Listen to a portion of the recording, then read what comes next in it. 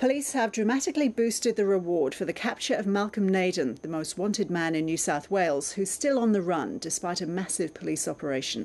Authorities got close on Wednesday, but Naden managed to escape by shooting an officer. And the weather conditions around Nowendoc in northern New South Wales haven't been helping the search. Reporter Ben Worsley is there. So, Ben, what is the new price on Malcolm Naden's head? Ros, before I start, I have to excuse the noise. Obviously, the police helicopter is just taking off behind me. That's actually a development in itself.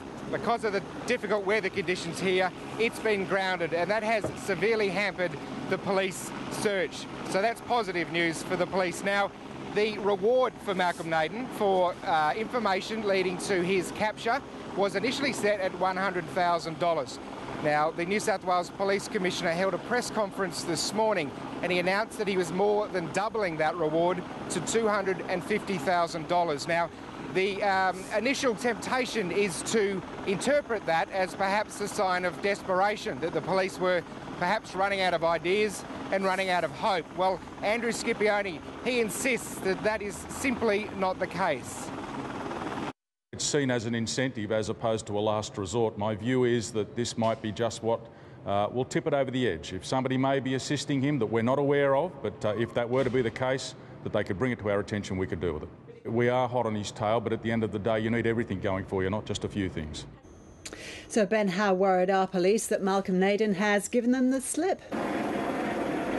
Look, Ross, considering how close they got to Malcolm Naden on Wednesday, a man they've been chasing for 6.5 years, look, there simply must be an element of frustration and concern creeping into this operation. But in saying that, Andrew Scipione is sticking to his message that he's very confident of an arrest. He's convinced that Malcolm Naden is still in this area and that the search is not winding down in any way. And certainly the evidence from this command centre is that that is the case. Carloads of heavily armed police keep leaving here and heading off into the bushland, and as you've just seen and as I mentioned earlier, the police helicopter has now been cleared for takeoff. Some development at least in favour of this operation. And what's been the reaction amongst locals to what's happening?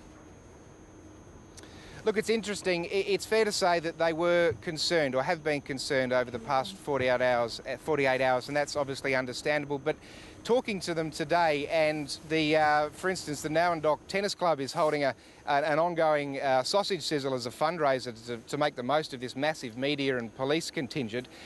They are far more relaxed. They seem to have come to terms with what is going on, and there is such a massive visible police presence here that they feel safe. But it must be said that almost to a person, they simply believe that Malcolm Naden has left, that he's again somehow escaped the clutches of the New South Wales Police.